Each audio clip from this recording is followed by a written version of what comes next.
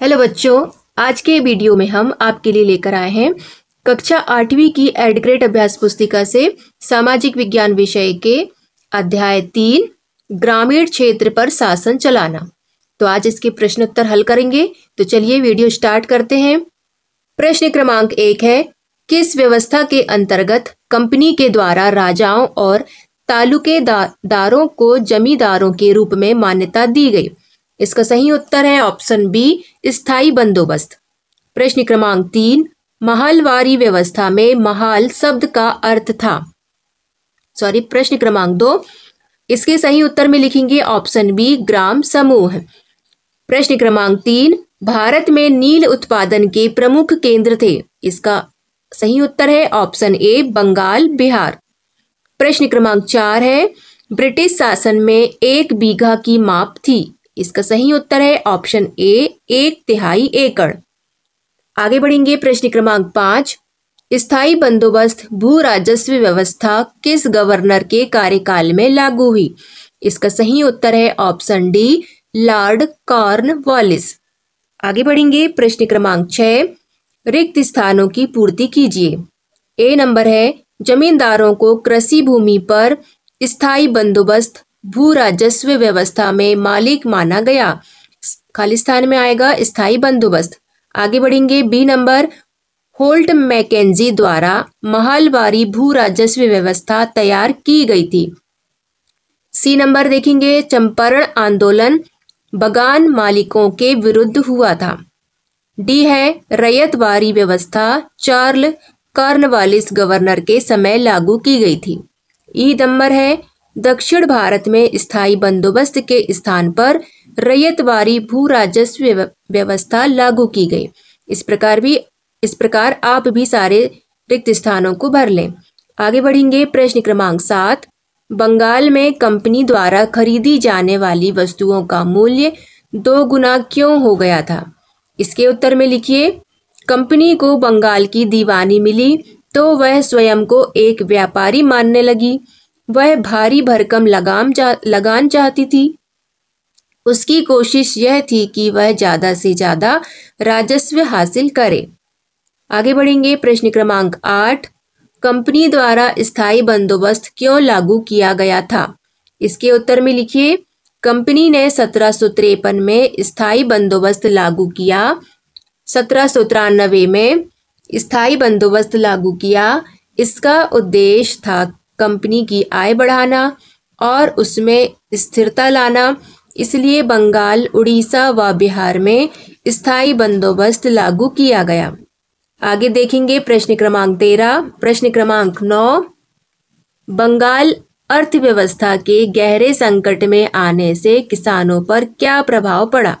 इसके उत्तर में लिखिए, बंगाल की समस्त शक्ति कंपनी के हाथों में आते ही बंगाल की कृषि और कृषकों पर बड़ा गंभीर प्रभाव पड़ा। कृषि नष्ट होने लगी। किसानों पर दोहरे कर की मार पड़ी। आगे बढ़ेंगे। प्रश्न क्रमांक 10, अंग्रेज भारतीय किसानों को विभिन्न भागों में किस प्रकार की फसलें उगाने को मजबूर करते थे और क्यों? इसके उत्तर में लिखिए, अंग्रेज भारतीय किसानों को देश के विभिन्न भागों में किसी न किसी फसल को उगाने को मजबूर करते थे, क्योंकि वे अपनी जरूरत की फसलों की खेती चाहते थे। यूरोप की जरूरतों के हिसाब से अफीम और नील की खेती पर जोर लगाया जाता था। आगे बढ़ेंगे। प्रश्न क्रमांक 11, नील तथा बोर्ड के पौधों में अंतर बताइए। इसके उत्तर में लिखिए, नीला रंग भारत में उगने वाले नील के पौधों से ही तैयार किया जाता है। यह उष्ण कटिबंधीय इलाकों में उगता है। यूरोपीय कपड़ा उत्पादकों को बैंगनी और नीले रंग बनाने के लिए बोर्ड नामक एक और पौधे पर निर्भर रहना पड़ता था। बोर्ड पौधा शीतोष्ण क्षेत्र में उगता था। आगे बढ़िए। प्रश्न क्रमांक 12, नील की खेती के मुख्य 2 तरीके कौन से थे? इसके उत्तर में लिखिए, नील की खेती के 2 मुख्य तरीके थे, निज और रैयती। निज खेती की व्यवस्था में बगान मालिक खुद अपनी जमीन में नील का उत्पादन करते थे। रैयती व्यवस्था के तहत बागान मालिक रैयतों के साथ एक अनुबंध करते थे। बागान मालिक बीज और उपकरण मुहैया कराते थे, जबकि मिट्टी तैयार करने, बीज और फसल की देखभाल करने का जिम्मा काश्तकारों का था। आगे बढ़ेंगे। प्रश्न क्रमांक 13। नील के व्यापार बढ़ाने के लिए अफसर और व्यावसायिक एजेंट किस प्रकार कार्य करने लगे थे? इसके उत्तर में लिखिए। 10वीं सदी के अंतिम दशकों में बंगाल में नील की खेती तेजी से फैलने लगी थी। जैसे जैसे नील का व्यापार फैला, कंपनी के अफसर और व्यावसायिक एजेंट नील के उत्पादन में पैसा लगाने लगे। भारी मुनाफे की उम्मीद में स्कॉटलैंड और इंग्लैंड के बहुत सारे लोग भारत आए और उन्होंने नील के बागान लगा लिए। आगे बढ़ेंगे। प्रश्न क्रमांक 14। महलवारी और रैयतवारी भू राजस्व व्यवस्था में क्या अंतर था? इसके उत्तर में लिखिए। पहला, महलवारी भू राजस्व व्यवस्था उत्तर भारत में लागू की गई थी, जबकि रैयतवारी व्यवस्था दक्षिण भारत में लागू थी। दूसरा देखेंगे। महलवारी राजस्व व्यवस्था में ग्राम समूह महाल द्वारा वसूल किया जाता था, जबकि रैयतवारी व्यवस्था में राजस्व का बंदोबस्त सीधे किसान से ही किया जाता था। आगे बढ़िए। प्रश्न क्रमांक 15। किसानों को नील की खेती करने में क्या मुख्य समस्याएं आ रही थी? इसके उत्तर में लिखिए। किसानों को नील की खेती करने में निम्न समस्याएं आ रही थी। पहला, किसानों की कम ब्याज पर बागान मालिक नगद कर्जा देते थे, फिर भी यह उनके लिए घाटे का सौदा था। दूसरा, नील की कीमत कम मिलती थी, कर्ज कभी खत्म नहीं होता। तीसरा, नील की खेती से मिट्टी की उर्वरता कम होने लगी। चौथा, धान की खेती भी नहीं हो पा रही थी। आगे बढ़ेंगे। प्रश्न क्रमांक 16।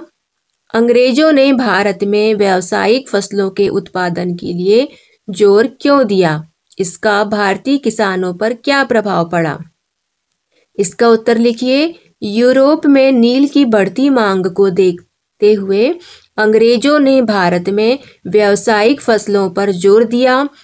इससे भारतीय किसानों पर बहुत बुरा प्रभाव पड़ा। आगे बढ़िए। प्रश्न क्रमांक 17। बंगाल के रैयतों ने नील विद्रोह कब और कैसे किया? इसके उत्तर में लिखिए। मार्च 1859 में बंगाल के रैयतों ने नील की खेती से इनकार कर दिया और बागान मालिकों की लागत चुकाने से इनकार कर दिया। उन्होंने कसम खा ली कि ना तो वे नील की खेती के लिए कर्जा लेंगे और ना बागान मालिकों के गुंडों से डरेंगे। आगे बढ़ेंगे। प्रश्न क्रमांक 18। महात्मा गांधी के चंपारण आंदोलन की शुरुआत किस बात को लेकर हुई थी? इसके उत्तर में लिखिए। चंपारण में नील किसानों की दुर्दशा को देखते हुए 1917 में महात्मा गांधी ने दक्षिण अफ्रीका से लौटकर नील बागान मालिकों के खिलाफ चंपारण आंदोलन की शुरुआत की थी। तो बच्चों, यहाँ पर आपका यह अध्याय कंप्लीट होता है। आपको वीडियो कैसा लगा? यदि वीडियो पसंद आया हो तो वीडियो को लाइक करें और चैनल पर नए हो तो हमारे चैनल अरस्तु एजुकेशन को सब्सक्राइब करें, ताकि आपको यहाँ पर सभी उपयोगी वीडियो आसानी से मिल सके। तो चलिए मिलते हैं अगले वीडियो में। Thank you.